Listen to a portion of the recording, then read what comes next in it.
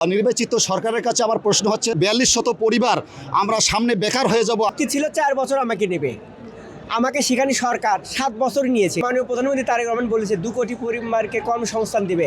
এখানে 4200 পরিবার আমার মনে হয় সরকারের খুব একটা বেশি সংখ্যা নয়। এই কর্মসংস্থানের মাধ্যমে আমরা প্রান্তিক পর্যায়ে যে উন্নয়নগুলো করেছি এবং তার নমুনা ইতিমধ্যে আমরা বিভিন্ন চ্যানেলে বলেছি, আমি আর বলতে চাই না, সেগুলো নতুন করি। এবং এর আগে আমরা বিগত সরকার এবং অন্তর্বর্তী সরকারের সময় বিভিন্নভাবে আমরা এই দাবিগুলো আমাদের এই কর্মসংস্থানটি স্থায়ীকরণের জন্য আমরা বিভিন্নভাবে মানববন্ধন, শান্তিপূর্ণ মানববন্ধন এবং দাবি করে এসেছি। ঠিক আছে, তারা আমাদেরকে বিভিন্নভাবে বিভিন্ন সময় বিভিন্নভাবে আমাদেরকে আশ্বাস দিয়েছেন এবং সেই আশ্বাসের সূত্রপাত ধরে আমরা এখন মনে করি যে দেশে এখন একটা গণতান্ত্রিক নির্বাচিত সরকার প্রতিষ্ঠিত হয়েছে। তাই আমার প্রশ্ন হচ্ছে যে এই নির্বাচিত সরকারের কাছে আমার প্রশ্ন হচ্ছে যে বিগত সরকারের যে এই বৃহত্তর প্রকল্প প্রাণী সম্পদের প্রান্তিক পর্যায়ে যে উন্নয়নের ধারা যে বিপ্লব ঘটিয়েছে, সেই বিপ্লবকে আমার প্রশ্ন নিশ্চয় তিনি বন্ধ করে দিতে চান না।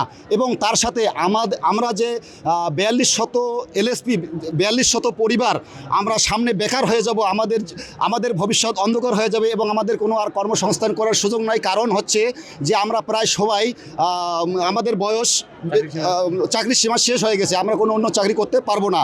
এবং আমরা এখানে প্রশিক্ষণ প্রাপ্ত এবং দক্ষ জনশক্তি, এই দক্ষ জনশক্তিকে নিশ্চয় সরকার চাবে না যে বেকারত্ব করে দেশের উন্নয়নমূলক ধারাটাকে অব্যাহত রাখতে।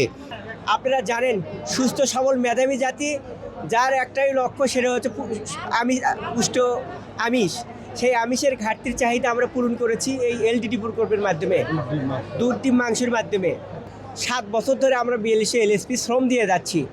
আর এই প্রজেক্ট যদি বন্ধ হয়ে যায় তাহলে আমরা এই 4200 এলএসপি আমরা বেকার হয়ে যাব, আমরা কর্মহীন হয়ে পড়ে যাব, আমরা পরিবার নিয়ে অনাহারে অসহায় জীবনযাপন করব।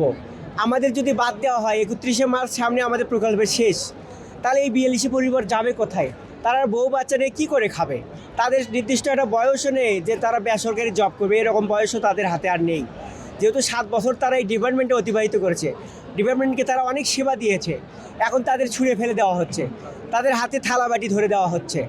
তারা দিক বিদিক হয়ে অসহায় অবস্থায় আজকে এই মানববন্ধনে এসেছে। তারা সরকারের কাছে আবেদন করছে, দেখেন আমাদের এই 4200 পরিবারকে একটা স্থায়ী ব্যবস্থাকরণ করে দেওয়া হোক। বিগত 6 বছর যাবত এই খামারিদের পাশে থেকে কাজ করতেছি। আমরা চাই যে খামারিদের পাশে থেকে আমাদের একটা কর্মসংস্থান স্থায়ীভাবে হোক। এটি আমাদের যৌক্তিক একটা দাবি, আমরা এই দাবির জন্য এখানে আসা। ম্যাক্সিমাম ফ্যামিলি কিন্তু এটার উপর নির্ভর, যেহেতু 7 বছর 6 বছর যাবত এটার সাথে আমরা জড়িত।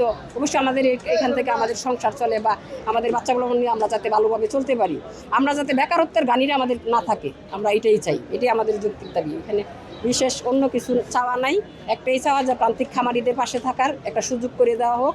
চুক্তি ছিল 4 বছর আমাকে নেবে, আমাকে সেখানে সরকার 7 বছর নিয়েছে, বাকি 3 বছর তো কোনো চুক্তি ছিল না। সরকার যদি তার প্রয়োজনে আমাকে চুক্তি ছাড়া আমাকে আমার জীবনটাকে অতিবাহিত করে নিতে পারে, তারা যদি আমাদের সময়টাকে ব্যবহার করতে পারে, তাহলে আমাদের ভবিষ্যৎটা কেন তারা দেখবে না? তখন তার চুক্তির বিষয়টা এখানে থাকে না। সর্বশেষ দাবি একটাই, আমাদের একটা স্থায়ী কর্মসংস্থানের ব্যবস্থা করা হোক। 4200 পরিবার তারা তাদের যে অসহায় জীবনযাপন করছে, তারা যে হতাশায় ভুগছে, সরকার তাদেরকে যেন মুখের দিকে চায়, এই 4200 পরিবারকে যেন তারা খেয়ে পড়ে জীবন ধারণের ব্যবস্থা করে, তারা যেন কোনো জীবনের ঝুঁকি না নেয়, আত্মহত্যার পথ যাতে বেছে না নেয়, এই জন্য যেন তাদের অতটুকুমুটো ডাল ভেদ খেয়ে বেঁচে পড়ে থাকার জন্য একটা স্থায়ী ব্যবস্থা করে। এই দাবি নিয়ে আজকে আমরা মানববন্ধন করছি। আমরা আশা করি সরকার যেহেতু বলেছে, আমাদের মাননীয় প্রধানমন্ত্রী তারেক রহমান বলেছে 2 কোটি পরিবারকে কর্মসংস্থান দিবে, এখানে 4200 পরিবার আমার মনে হয় সরকারের খুব একটা বেশি সংখ্যা নয়। আর ইউনিয়ন পর্যায়ে আমরা যে সেবা দিয়ে যাচ্ছি, সেবা থেকে খামারিরা বঞ্চিত হবে। আমরা যে পিজি গঠন করছি, সেই পিজি অচল হয়ে যাবে। অনেক সমস্যা, আমরা দাঁড়ে দাঁড়িয়ে গিয়ে যাবৎ সেবা দিয়ে আসছি, সেই সেবাগুলো খামারিরা পাবে না।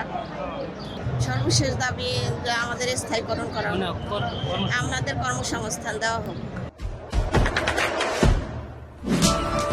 দেশে দেশে সবার সাথে দ্য নিউজ।